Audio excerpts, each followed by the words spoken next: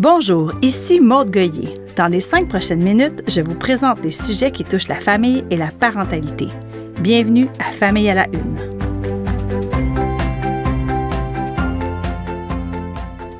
Quel plaisir de vous retrouver! C'est déjà la 5e saison de Famille à la Une et nous en sommes à tout près de 60 épisodes.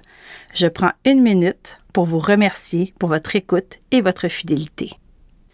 Je reprends les rênes de ce balado au moment où, à Québec, se tient une importante commission, celle qui se penche sur l'impact des écrans et des réseaux sociaux sur la santé et le développement de nos enfants.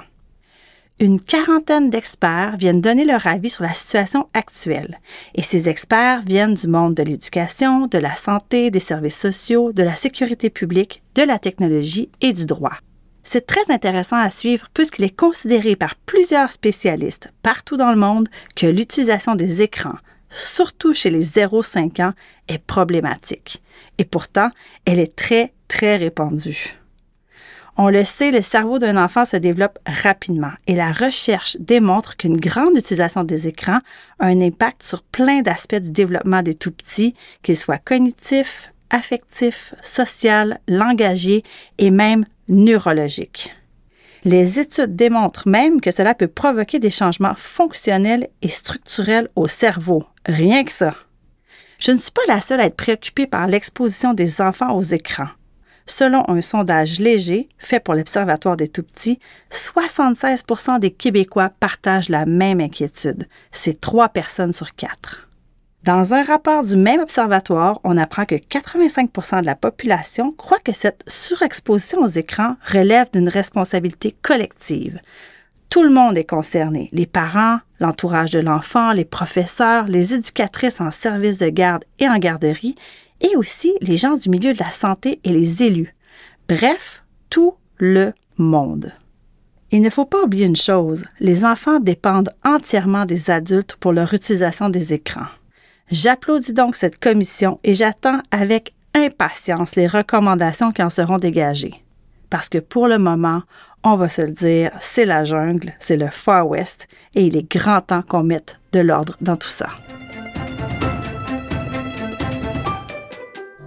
On vient de parler de l'enjeu de la gestion des écrans, mais ce n'est pas la seule problématique qui assaille les parents aujourd'hui. Un rapport du Bureau de santé publique américain, déposé tout récemment, révèle que 48% des parents disent vivre un stress écrasant, comparativement à 36% dans la population en général. Et 70% des parents disent qu'il est plus difficile d'endosser le rôle de parent aujourd'hui qu'il y a 20 ans. Ce n'est pas rien. Parmi les sources de stress identifiées chez les parents de jeunes enfants, l'équipe de chercheurs américains pointe du doigt les enjeux de sommeil, la difficulté à bien endosser son rôle de parent et la conciliation travail-famille.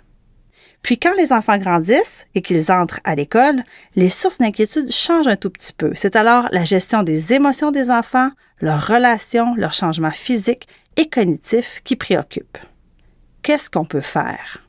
Je ne peux pas parler pour les élus qui devraient, il me semble, mettre plus de politique publique pro-famille de l'avant et qui devraient faciliter l'accès à des spécialistes. Mais dans la vie de tous les jours, je pense qu'on aurait tout avantage à essayer de cesser de vouloir performer sa parentalité.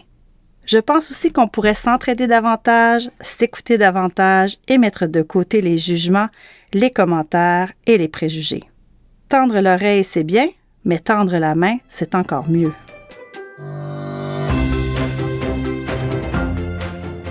Trois, 2, 1, partez! Le week-end prochain se tient le grand événement du Marathon de Montréal, une occasion de célébrer le plaisir de courir en famille. Je suis toujours fascinée de voir ces familles de coureurs. D'abord, il y a ces parents qui poussent des chariots avec leurs tout-petits dedans, et ensuite, il y a ces parents qui courent de courtes distances avec leurs enfants de 3, 4 ou 5 ans.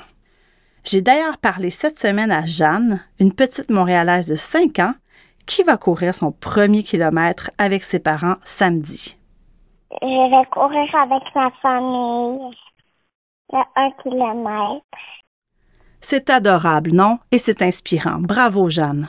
Et j'ai aussi une pensée pour tous ces parents qui investissent temps et énergie pour donner le goût du sport, le goût de bouger à leurs enfants. Chapeau les parents.